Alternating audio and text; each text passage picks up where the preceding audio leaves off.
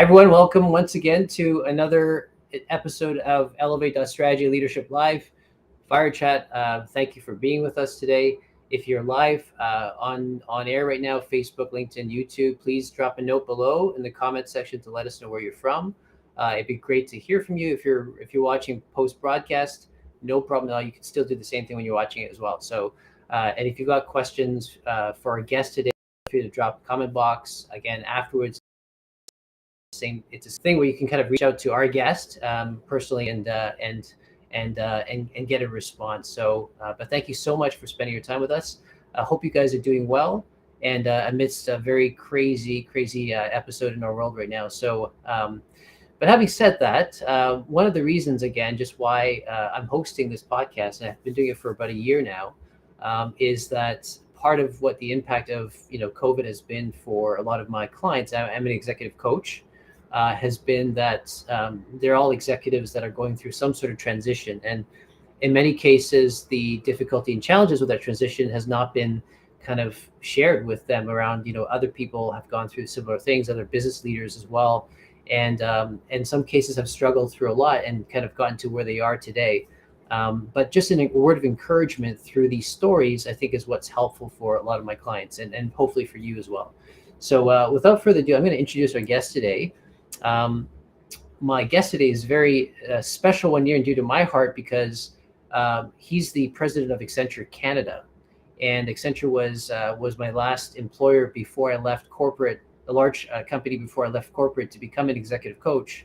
And I have very fond memories of all the things that I learned there at Accenture. And so I thought, what better way to kind of remember that than to interview our president back then. So Jeffrey Russell is a senior managing director and president and CEO of Accenture Canada. He supports leaders in business and government and embraces change, transforming their organizations to become more resilient for the future. He leads a team of more than 5,000 people located in 8 offices across the country who are committed to tapping into the power of human and technology ingenuity to deliver value for clients and stakeholders. With services in strategy and consulting, interactive technology, and operations, Accenture brings the best solutions to clients with digital security and cloud at the core of much of its business. Originally from Toronto, Jeffrey has had more than 30 years of consulting and industry experience working and living in 4 continents, beginning his journey as a partner at Accenture in 1998 in Melbourne, Australia. Jeffrey is passionate about responsible business, sustainability, and inclusion and diversity. He is a proud supporter of the Accenture Development Partnerships group, which improves millions of lives by helping non-governmental organizations, foundations, and government institutions address social, economic, and environmental issues in developing countries.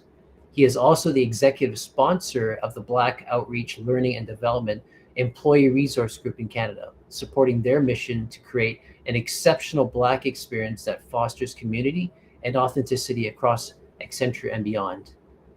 So he's a very busy man.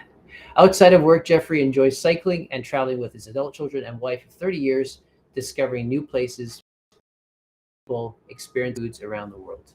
So without further ado, welcome Jeffrey to the front stage. Jeffrey, thank you so much. Very much.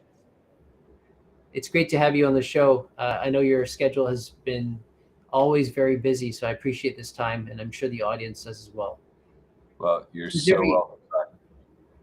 Yeah, so I was just saying that I have very fond memories of being part of the Accenture family. I was there for a number of years, several years, in one of the big groups there. And one of the things that really struck me about Accenture was just the fact of marrying kind of the culture of the company with wanting to keep ahead of the curve as far as innovation and working with clients to really help them to kind of embrace not just working with us as an organization, but as a cultural organization. So I really appreciate the leadership that was there when I was serving at Accenture. So I thought, what better way to kind of learn and have the audience know about the company and about you than to have you on the show. So thank you so much for coming. You're so welcome, and I'm delighted to be here. And I couldn't ask for more of the opportunity to speak to an alumni and have the opportunity to engage, and equally hopefully share a few perspectives that your audience will find of value. Yeah. So on that note, for those of you who don't know you and don't know the life of a president and CEO of a consulting Right? firm, maybe you could share with us a little bit about kind of what you do on a day-to-day basis and what are some of the major responsibilities that you carry on your shoulder. Yeah, I think maybe a place to start is a little bit about Accenture and provide some context to in turn what do I do and our if I start kind of at the top in terms of what our people and what all of us at Accenture kind of keep in our hearts and our minds each day is two things. One is our vision, which is based on bringing innovations to improve the way the world works and lives. So that's kind of we keep that kind of front and center, and we link that to our purpose, and our purpose is to deliver on the promise of technology and human ingenuity. So we kind of think about those two things, think about the bigger picture of how do we really transform and help our clients, whether it be in business or in government or in not-for-profit circles, to Hmm. really transform the way they work, the way people work and live. So with that in mind, I think our we try to our focus on rallying our teams to firstly help them, in turn help our clients transform their businesses, and we do that in a variety of ways. And I think a recent example of new innovations that have kind of come to the fore for us, and is kind of a two-step ahead of the game, is the metaverse. And we all hear about the metaverse and have different perspectives on what it is, but we've actually created a dedicated we call it a metaverse continuum team or group Wow. Okay. globally to really help our clients, particularly our clients that face off to a consumer or a customer in the end, and really help them think about the metaverse ultimately as a channel, and how do they take advantage of it? How do they bring and to your point about what are we doing internally, we're actually practicing what we preach, and we're actually holding meetings. We're getting together virtually in the metaverse, and Wow. Okay. it's quite exciting to be. I was involved with a meeting of about 50 people the other day, and we were all in virtual terms. We Really? had our profiles, and we've set ourselves up, so to speak, and we had a meeting for a good hour and a half on a Wow. variety of topics, and of course we were all virtual, but we were standing next to one another, sitting next to one another, so it was That is quite amazing. an interesting dynamic. And of course our clients are now starting to say, hey, what do we do with this metaverse? Like, what is it, and how do we really start to to create value for our customers, and sometimes our customers customers as a result of it. So Yeah. that's that's just one example. And then I think what the other things is, and this is where I spend my time, is kind of strategically thinking about the big things that are facing Canada today. um, and we tend to come at things with an industry perspective, as in many cases a starting point, if you wish, to solving problems that our clients and in turn what I'm trying to help our people and our clients face off with. And I think that COVID, I won't go into, because we all know what COVID has brought about in terms of the acceleration of digital and acceleration of modernization efforts. But I think it's created, in its own right, it's recognized and created the opportunity around health in particular. And as we like to say, every company is a health company today, Mm. as you think about health, and particularly in Canada, as the private and the public health systems start to kind of integrate more and more. Right. We're spending a lot of our energy on helping both government and the private enterprise think about how to help personalize health, and whether it be through digital means or other means, directly to citizens and ultimately patients and such forth, and Right. to Right. provide greater access. And so that's a big area. And so I personally spend time with various stakeholders across the, if you wish, the healthcare ecosystem, to help Right. them think about it. Another big area that we're starting to see, which is exciting for us as citizens, and that is how government now starts to look at how to modernize citizen services, and in many cases digitize those, or whatever the backdrop might be, but really to get to the core of creating a better citizen experience across a whole variety of where areas that government works with us, and likewise we access services from the government. So that's another big area. A third area I'd say that's important, of course, to all of us is the climate change and what's going on there, and our path to net zero as a country. And you think about all the industries that are impacted by the path to net zero. We all think about the energy sector and primarily in Calgary as a starting point for that industry, but of course it impacts many industries and mining sector, utilities. It goes all the way through to retail, and so the story goes. We think about how do all those industries start to think about making demonstrable changes, both for themselves but also with their trading partners on that path to net zero. And then I think the last one that's kind of here and now that absorbs some of my time, or absorbs plenty of my time, both internally and externally, is how do we all collectively step up to the opportunity around data and the opportunity around cloud, because it's so pervasive in what we're trying to do. And everyone, data is the new gold, as we say, or the new oil, or the new whatever the analogy might be. But how do you really monetize data in a different way to really create different experiences for your customers and customers?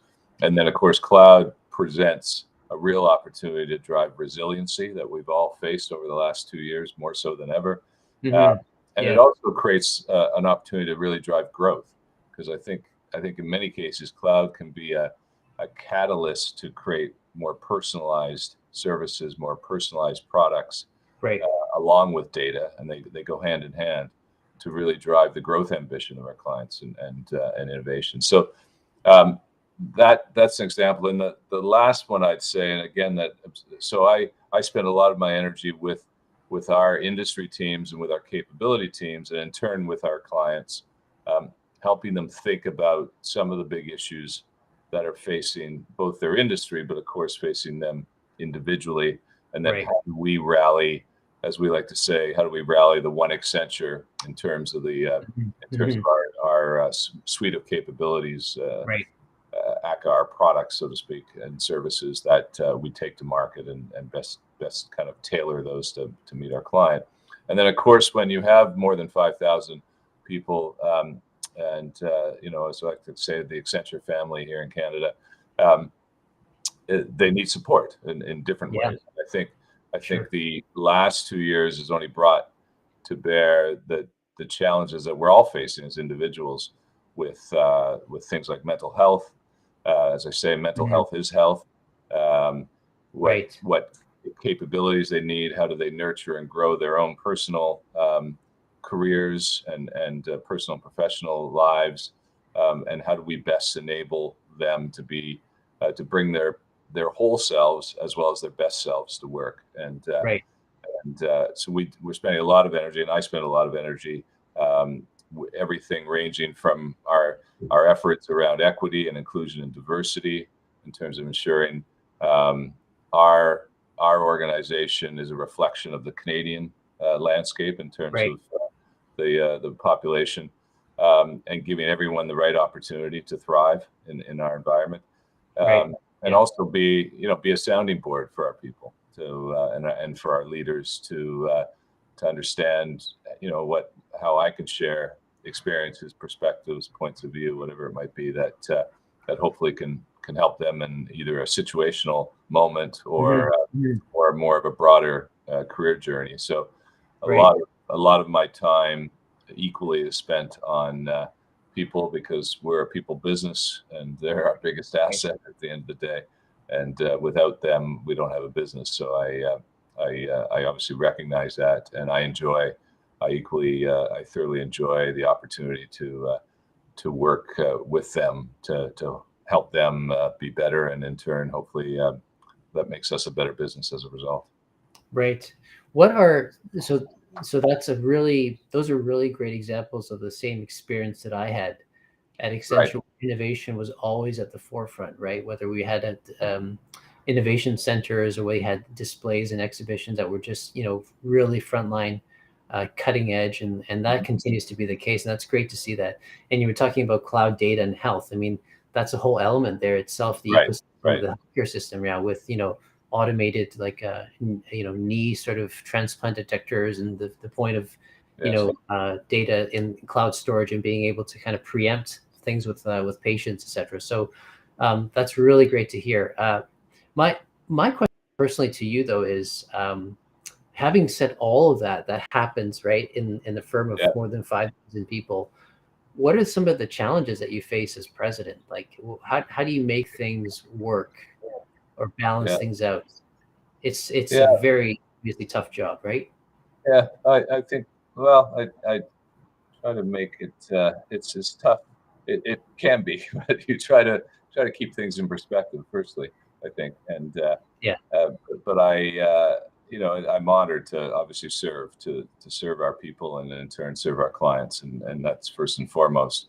Is I'm a servant too, but um, I think challenges come in different ways. They come in different forms. hmm There's challenges inevitably with clients in the sense of the work we do because we tend to tackle relatively big and complex opportunities for them, whatever that might be, across a range of areas.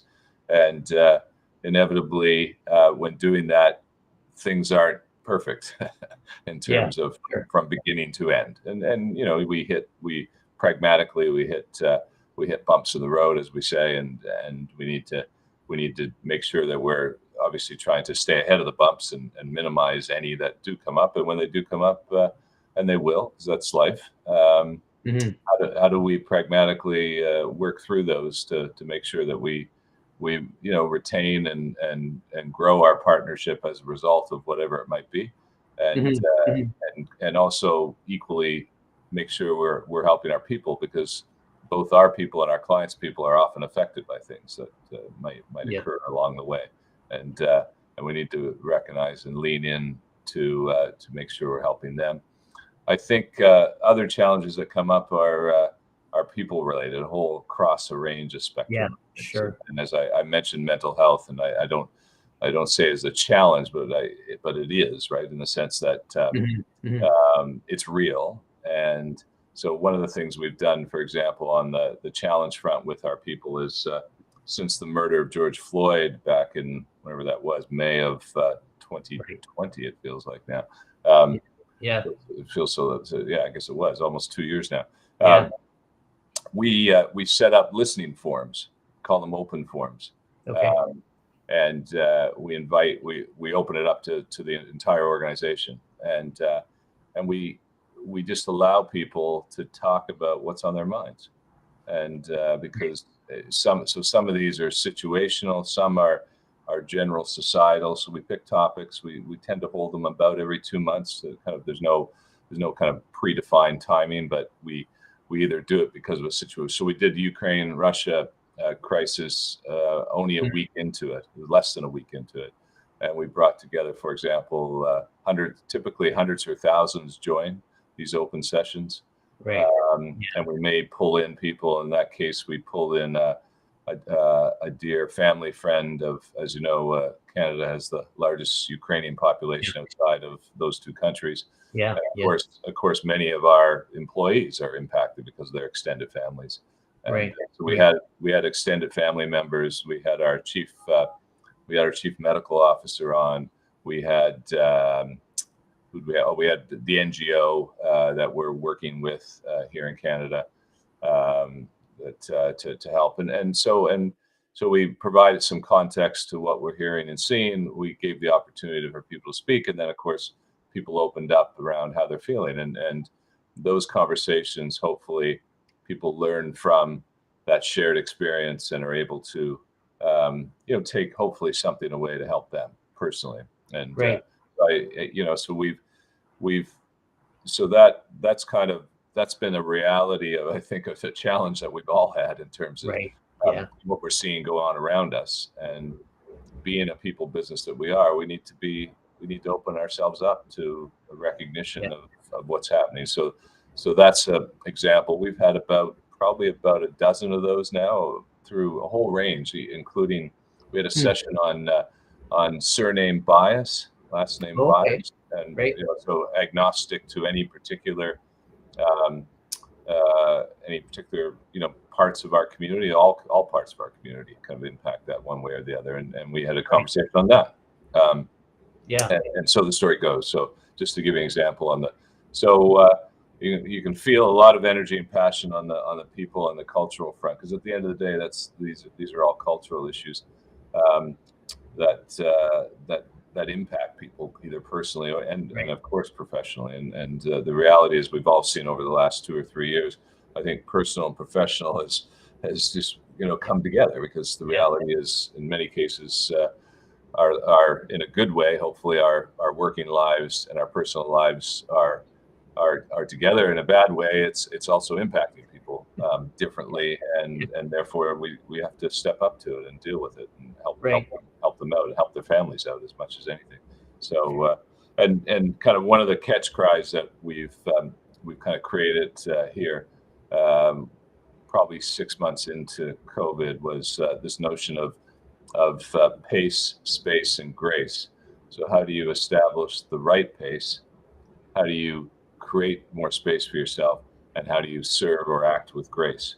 We call it PSG, is it? And to kind of use that as a bit of a touchstone to just get our people to just recognize, kind of get everyone to self-recognize and then group recognize the impact of the world that's having on us. And those 3 elements of life are hopefully a good touchstone for people to just appreciate what we're all going through, and giving us the space to deal with it, and act with grace, and of course pace is bizarrely for a lot of us, and I don't say bizarrely, but the reality is our business lives have only increased in the past couple of years for all the reasons that we've not to go into it, and so we're working at paces that we've never seen before in many respects. So how to deal with that, and in a home environment that ... that we all kind of so those are and then as I mentioned earlier, on the client and innovation front, just how do we constantly try to stay at least a half a step or a step ahead of some of the bigger things that we see coming down in terms of impact that might be coming from technology, it might be coming from society, it might be coming from different angles, and really understand strategically those implications on the Canadian market and on Canadian industry and on Canadian clients, and then in a fit for purpose way, in a smart way, try to come up with solutions that hopefully can satisfy our clients. Right. Jeffrey, I just want to go back a little bit in your personal story to get to where you are today. So obviously you're in the corporate business world. When you look back on your life, what was the inspiration for you to come into this kind of area of work? So when you were sort of going out, were there sort of milestones, people in your life that kind of planted in your mind that say, you know what, I could one day, or I'd like to be one day, sort of a business leader? Like, when did you decide that you wanted to, what were your options growing up? And I'd love to hear that. That's a good question. So maybe a little bit of context about me in terms of personally, and then how that kind of translated into career. So I was one of 2 boys. We grew up originally in Toronto and then Winnipeg, actually, and I'm a graduate, University of Manitoba graduate. But my brother and I were the first university entrants and graduates from my parents' kind of family tree. So and our parents always encouraged us. They used to say, you can be anything you want to be, and the world is your oyster, and kind of seeded those as we kind of went along, and tried to do everything in their power to help us be everything we could. I actually I was an engineer. I did a postgraduate at University of Manitoba as well in engineering, and I actually started life on the shop floor, literally. So I was a shop floor engineer, firstly in the agricultural equipment sector, and then in automotive. It was owned both were owned by the Ford organization, Right. and so I learned the hard, and it was in a a heavily it was in a very interesting work environment, literally in all senses of the word, in terms of the Yeah. employee relations side of the house, in terms of the work to be done, and it was and but it was exciting because that was in when was this? This was in the late '80s, mid to late '80s, when the whole notion of technology and manufacturing were Mm, just starting to come together, and automation, right. and as it was coined then, computer integrated manufacturing. So Mm, so that kind of led me to um, thinking about, and I was always kind of naturally orientated towards people and people dynamics, and I enjoyed problem solving, and fundamentally and I enjoyed new things in terms of innovation, and so right. and and so I made it when I left Ford. I had a few options, and I chose consulting.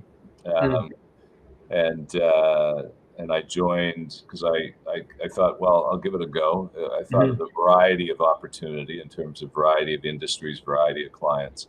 Um, I was always kind of focused around what I call kind of value add industries in the initial, kind of people that made things typically were that was kind of my right. core area, if you wish, of expertise or natural kind of comfort Mhm, zone, right. uh, as opposed to other areas like banking or Right. Services. services Yeah. based Service industries. based. Yeah. Yeah, Yeah. 'cause that's just my background, and since then, you get you get all kinds of opportunities, but and then and then so that was in Toronto, and I had the opportunity to join what was Coopers and Lybrand. It was actually Curry Coopers and Lybrand. It was CC&L. Okay. Well, Um, Donald Curry, who was out of the UK history of Coopers and Lybrand, it actually got dropped while I was there, so it became C&L right. Consulting, Right. CNLC. But and then personally, my wife and I, in the early '90s, decided sight unseen that we were gonna we were gonna go to Australia and give it a go, Right. and Right. see a different part of the world, and off we went. And and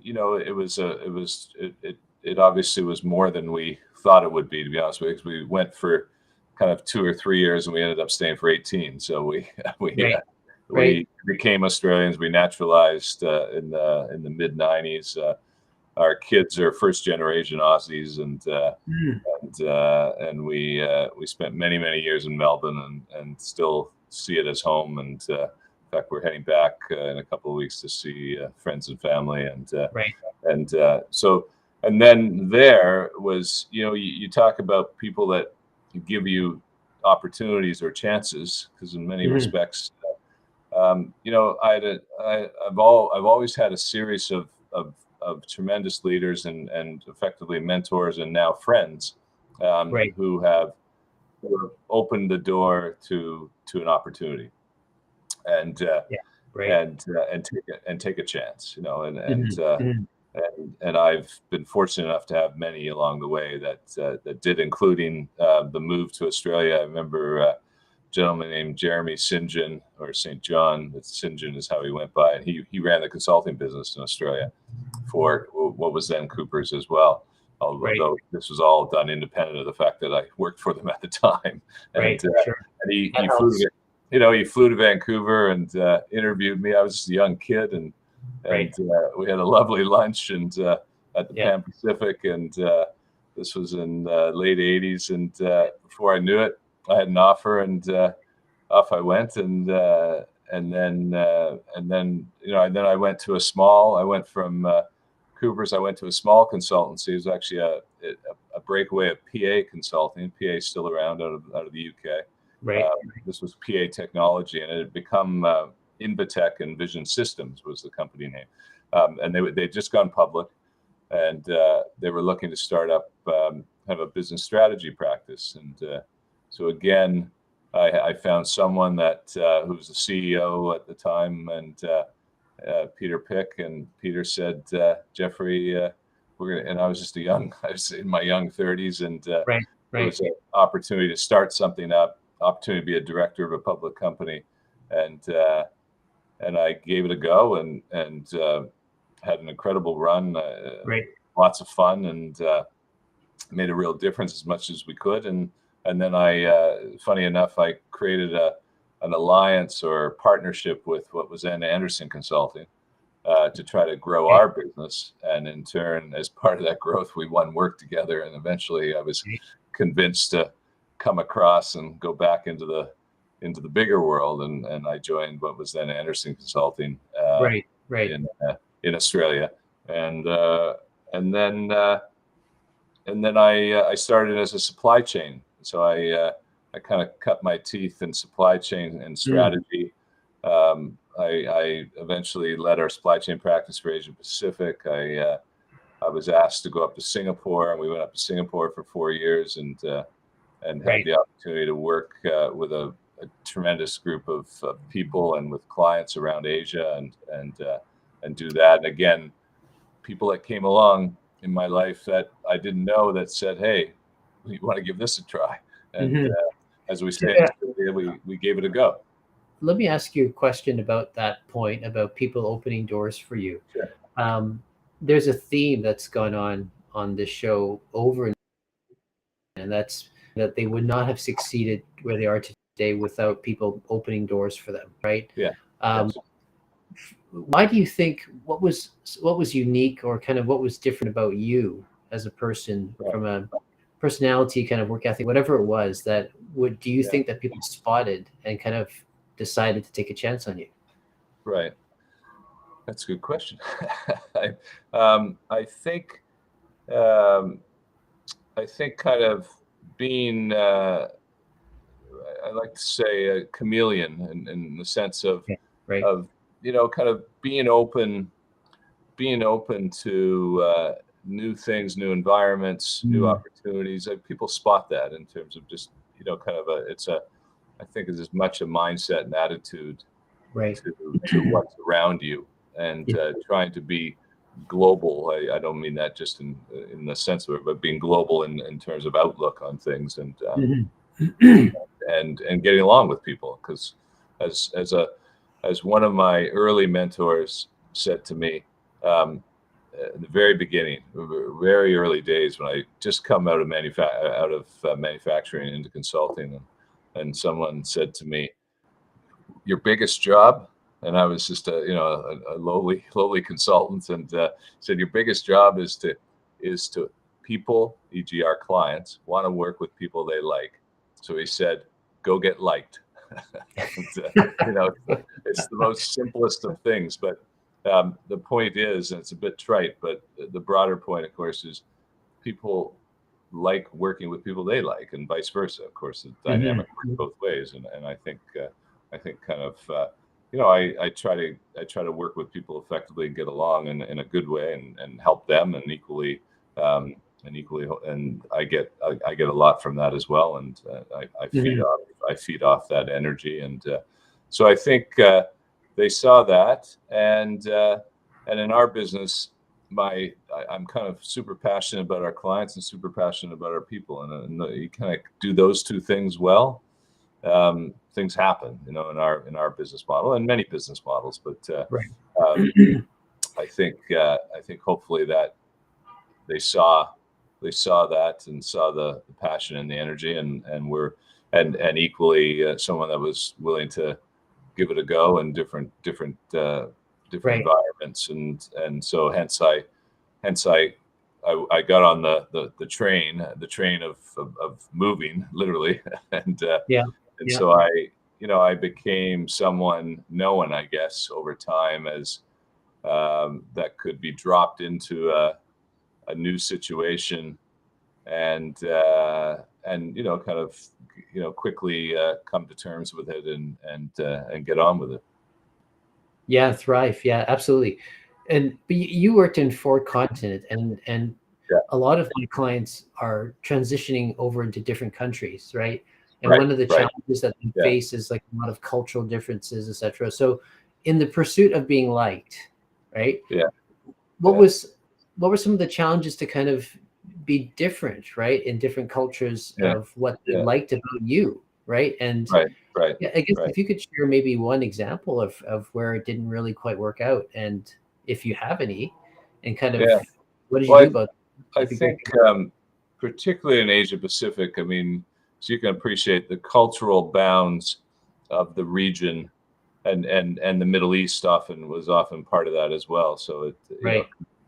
from Riyadh to Tokyo and Beijing to Auckland is kind of the geographic bounds of life when you live in that region for an extended period of time, and so each country has very different cultural views of business life, and Right. in many Right. cases how business life and personal life actually kind of come together, and that's based around diversity and their perspectives on diversity, Right. whether it be Yeah. gender based or ethnic based, or Yeah.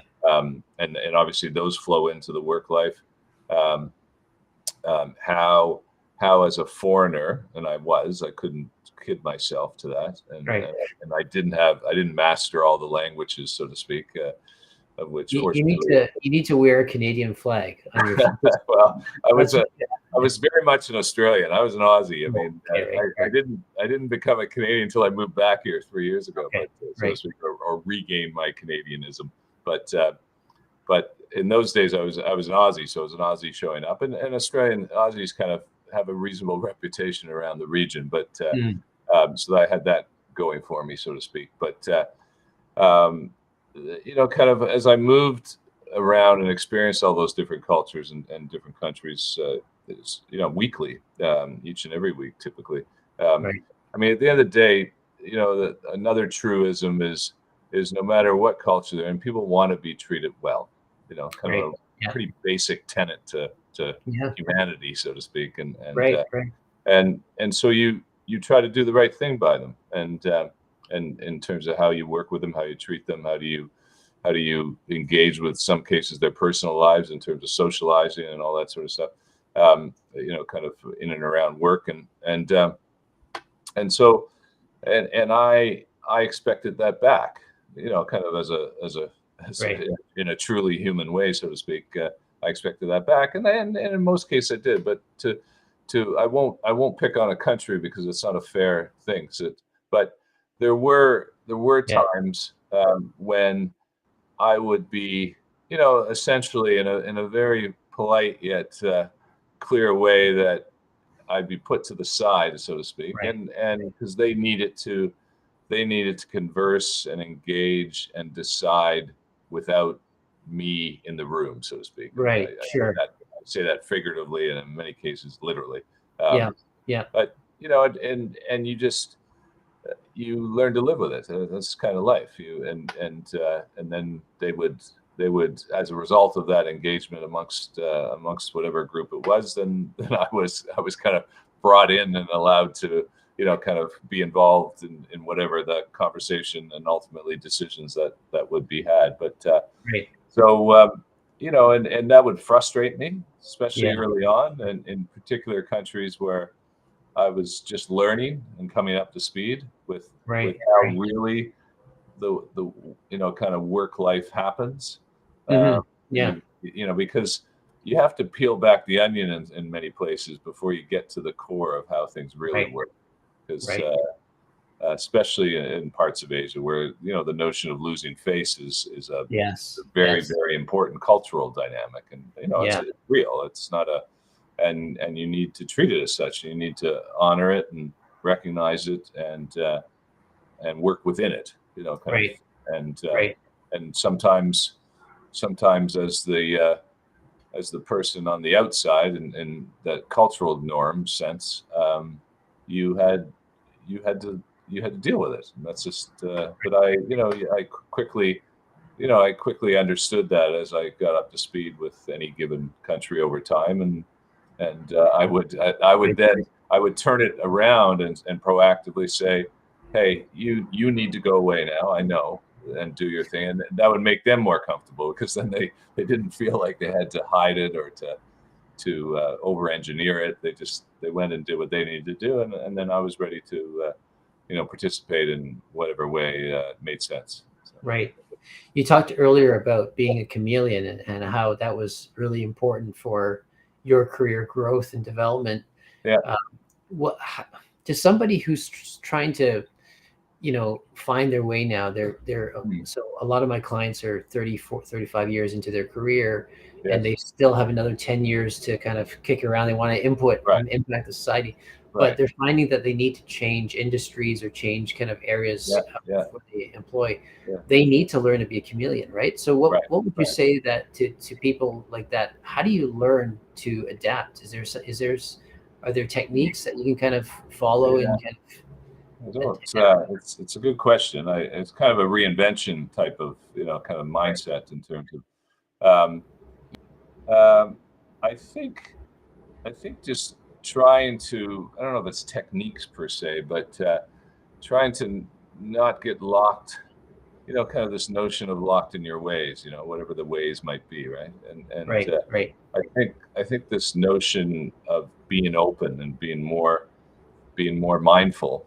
And by the way, one of the techniques, just to be clear, is over the years, I've only in recent years, started practicing mindfulness and meditation, and as one example of opening, kind of opening yourself up and being more mindful of the situation you're in. But I think.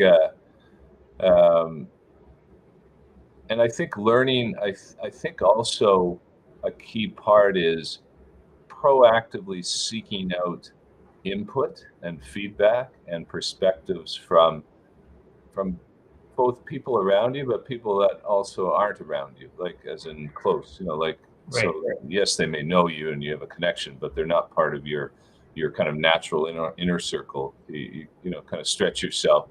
I think that's actually a very important, because and if you have those conversations, inevitably you're going to find new perspectives and new experiences that will hopefully, be incremental layer on top of your own, and add something to the, to your own personal conversation, so to speak, in terms of what it is that you're wanting to do and move. So I think often people don't seek out because they either see it as a sign of weakness, or it's not a natural thing. Or I think that's actually very important. I've always tried to challenge myself by going out and getting perspectives from different places.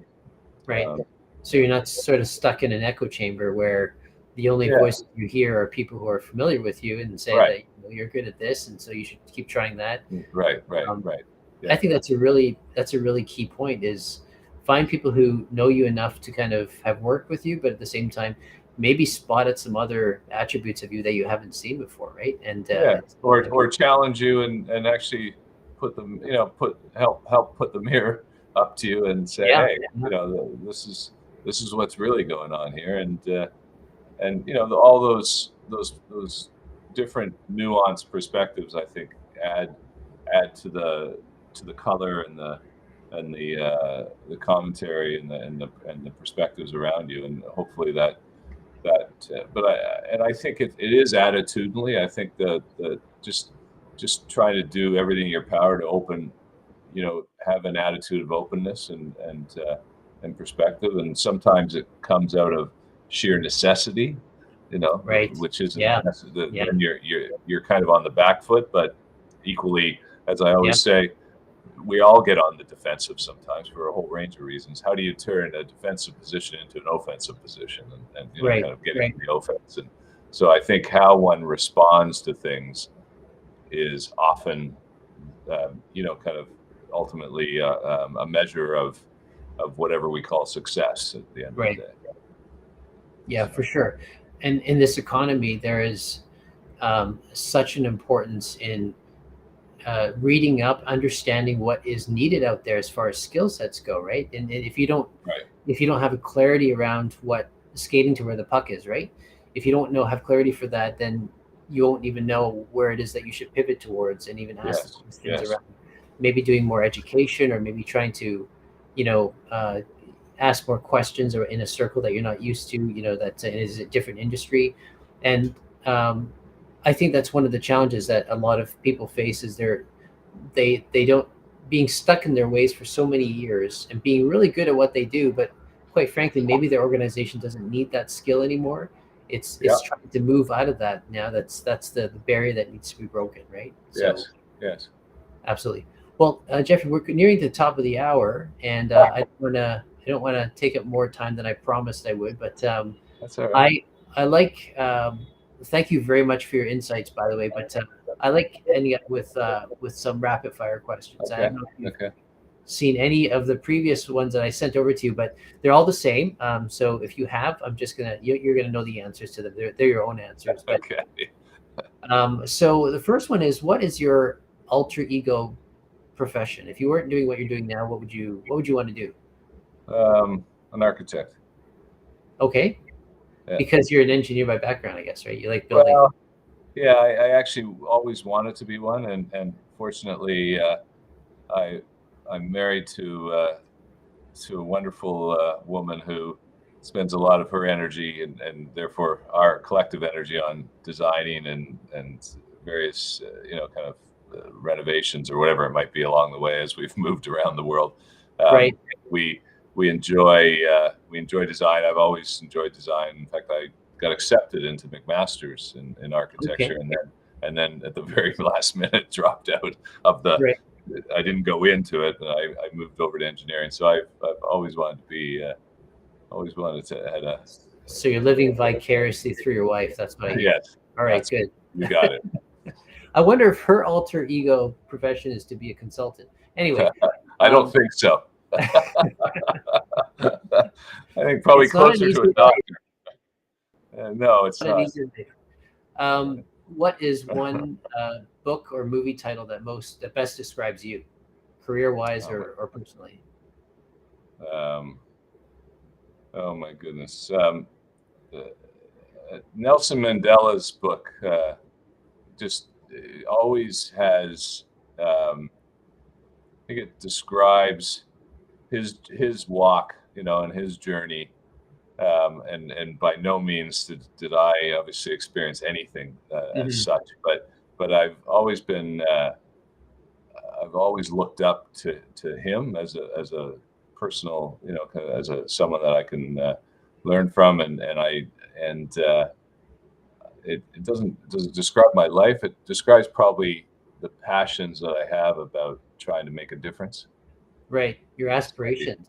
my Yeah. aspiration. Yeah, my aspiration, ambitions, because he obviously through the incredible events of his life that he went through, he still managed to keep that Sure. incredible ambition and aspiration alive, and then of course lived it out towards the end of his life, and Right. that we all saw. So it's one that comes to mind a lot when I just think about life, and Yeah. what we're all trying to do. So, Sure. And you know what? In this day and age, with with what's happening in Ukraine, it's we need people who are aspirationally focused on reconciliation, right? And reconciliation, there's yeah, spot on. yeah. Spot on. Yeah, and I was Okay. with the Downey Windjack folks this morning talking about Okay. reconciliation. We're doing some really interesting things with them, and it's so you're right. It's so core to so many parts of our lives today, and particularly with what we're facing here in Canada, for example. Yeah, for sure. What is one word that you love? Joy, Okay.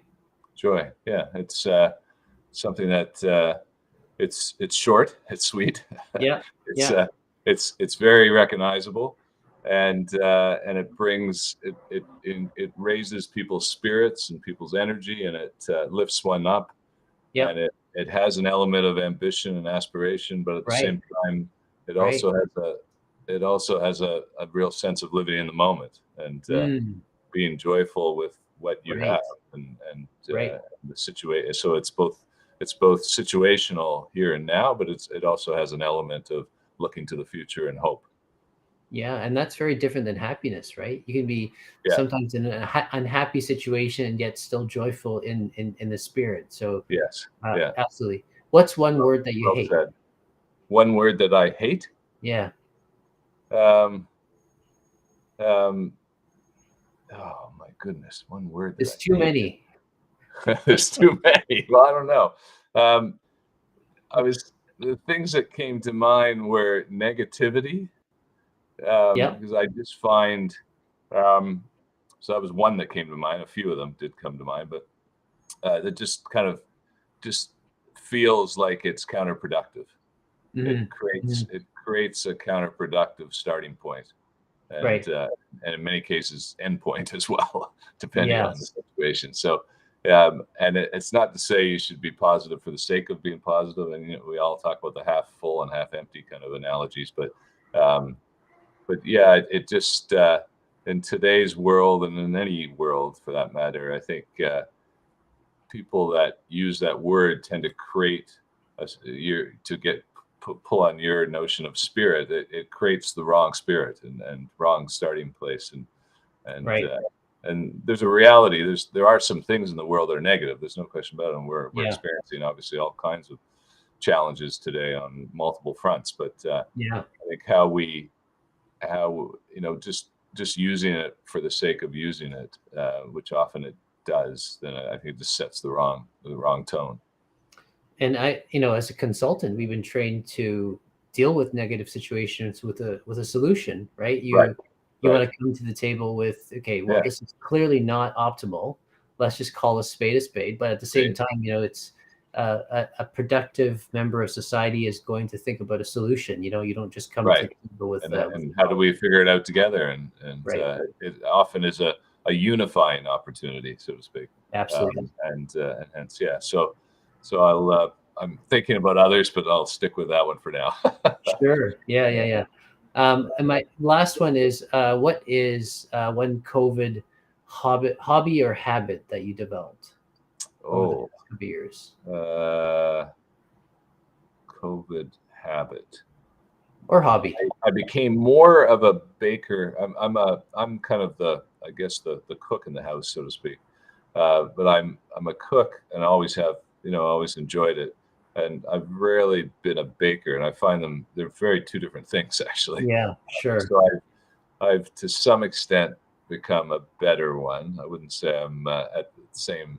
My cooking and my baking skills are not in parallel, Yeah. but that's one of them. I've definitely tried to lean in more and more to meditation and mindfulness Okay. as a personal way of being, um, and just it's COVID. We have a global family. Our children are spread across 3 continents, Okay. and kind of I think both just a recognition and mindset, and we didn't see them for the first 2 years of COVID. Hmm. Just the reality of getting comfortable with not being with them, but in Wow. obviously in Okay. spirit and in all the various communication tools that we all utilize today, Hmm. um, Hmm. and just getting comfortable with that way of life, albeit it won't go on forever. And of course, now it's starting to change, Right. thankfully. And Right. but that's kind of so there's silver linings and all that, but Sure. that Sure. was more of a reality of just getting comfortable with that sort of family dynamic that we Yeah. had to face. Well, so Jeffrey, I can tell you that probably from a son or daughter's point of view, that not being with their parents for a while is not a bad thing for them. they No, probably I've heard they may that. have gotten used to that climate as well, but I've heard that. Yes, in a way that well said. they may not miss that. Sorry. So Yeah, we'll see what happens on the other side here, right? that's right. That's right. Well, Jeffrey, thank you so much for your time. I really appreciate it once again. And if you don't You're very mind welcome. sticking around behind, I'll just close up and Okay, we'll have a very good. final chat. All right. Thank you so Okay, much. Take take care care. now. Okay. Thanks. Well, that was amazing. It was really great to hear from the president of a company that I used to work for, and I have a lot of admiration for, especially around the innovation front. So, and I know many of you have had a challenging time, perhaps in the past couple of years, and not just because of COVID, but because of the changing environment of, quite frankly, innovation. And maybe you're finding yourself with skills and capabilities that are not in quite in demand as more now. But I think being the chameleon was a good takeaway for all of us, including myself, is in every situation that we're in is you see negativity or you see difficulty, what solution are you going to come up with? And so that takes a degree of grit, and that takes a degree of confidence that you just really have to be determined to do. So it was wonderful having Jeffrey on board. And I'm going to wrap it up there, but join us again next week for another great guest. You won't be disappointed. And in the meantime, tomorrow's Friday. I'm taking tomorrow off, so it's a weekend for me. But have a great weekend, guys. Take care.